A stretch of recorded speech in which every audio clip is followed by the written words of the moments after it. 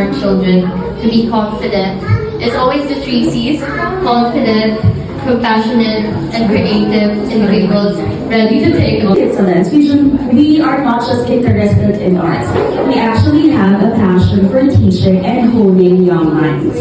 That is the greatest difference, and that is the greatest thing that our center can offer at Playgroup Plus. So Playgroup and Playgroup Plus is basically what the kids are doing outside. They learn through play. But it's not just play. It's not just their social skills, not just them learning how to count, because those things you already learn in school.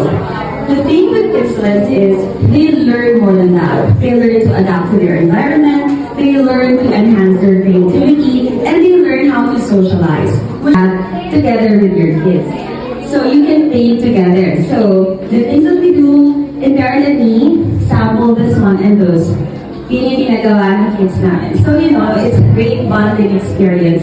At the same time, pareho nyo kami discover yung passion nyo for art.